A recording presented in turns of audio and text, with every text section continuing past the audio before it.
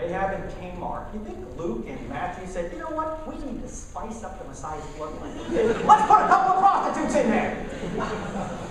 No, he's just telling the truth. In fact, I can't remember which one does this, but one of them gets to Bathsheba. He doesn't even mention her name. What does he say? Uriah's wife. And Uriah's wife is in the bloodline of Jesus. They're not making this up.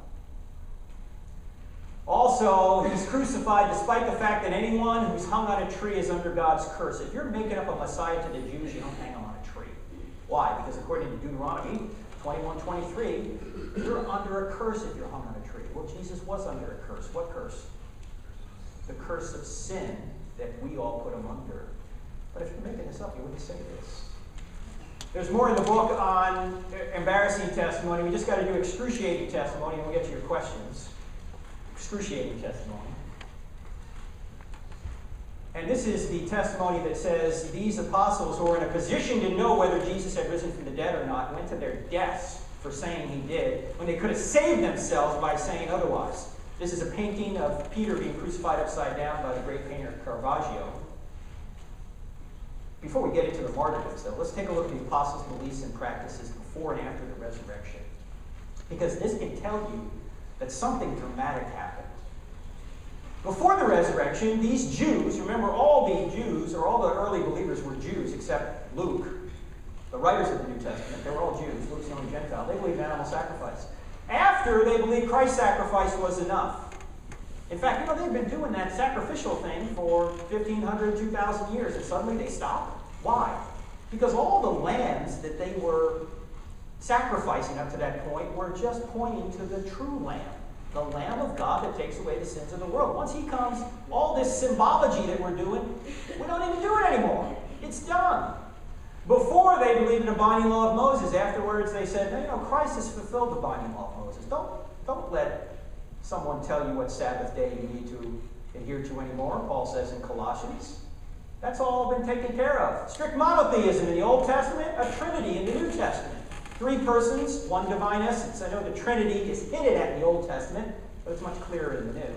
They believed in the Sabbath before the resurrection, after Sunday worship. In fact, before they thought they could be stoned for not obeying the Sabbath. Now suddenly they're saying, let's just worship God on the first day of the week, the day he rose.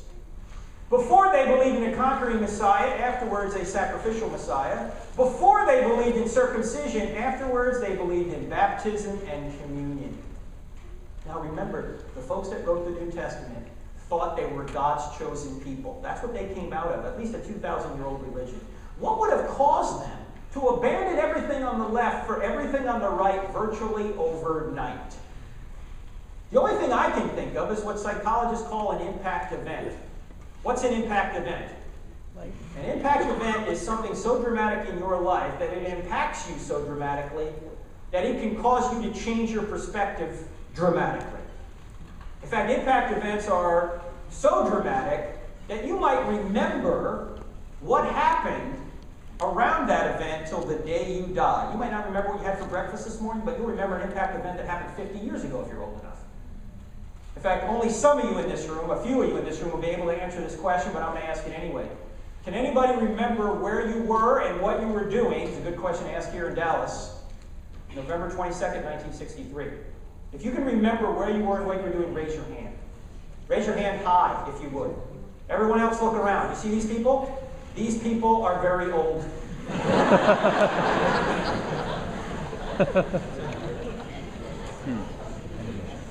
Hey, I've never asked this question before because I haven't done this in Dallas before, but was anyone there on the motorcade? Nobody was in the grassy knoll? Okay. November 22nd, 1963 is my earliest memory. I was 2 years old and 2 days at the time. I'm 51 now. I know, I don't look a day over 50. Anyway, I was standing in the living room and my mother was sitting on an ottoman in the living room, weeping uncontrollably right in front of the TV. And I remember saying, "Mommy, what's the matter? What's the matter?" She said, "They killed the president. They killed the president." I can still see her in my mind right now when she was 26 years old. She's 75 now. But I can see her right now when she was 26. That's my earliest memory. I don't go back any further than that. But that was an impact event. Why do I remember it now, 49 years later? Dramatic, seeing my mother cry like that. Where were you when the second plane hit the tower? You remember where you were and what you were doing, don't you, when you heard about it? I was in Charlotte, where I live, and I was on the phone to a pastor in northern Charlotte. I live in southern Charlotte. He wanted me to come to his church and speak on a topic. We were trying to figure out what the topic was. I had the TV on behind me, and I said to him, "Hey, you got the TV on?" He goes, "Yeah." I said, "Something's going on up there in New York. Maybe a Cessna ran into the World Trade Tower or something." And suddenly he screams into the phone. He goes, "Whoa!" I turn around, I look at the TV. The second tower's on fire. He goes, "Another plane just went into the second tower." I said, "You saw that?" He goes, "Yeah, I just saw a plane, just flew right in." I said, "Well, was it a Cessna?" He goes, No, it was a big plane. It was like a United plane. It was a jumbo jet, went right into the second tower. You saw that?" "Yeah, I saw that." I said, "Look, I'll call you back." Now, for some reason that morning, I had CNN on, the Communist News Network. And I'm not making this up, but the commentator on CNN said this, and I'm not making this up. He said, "One has to think there's some sort of navigational error here." I said, "Navigational error? You doofus! This is the clearest day in the history of the Big Apple. Who do you think, Stevie Wonder's flying a plane?" Come on! This is terrorism! I got on the phone the next day. I called that pastor back. I said, "We're going to come to your church and talk about Islam, because that's what this is related to." Now, 9/11 is what? 11 and a half years ago.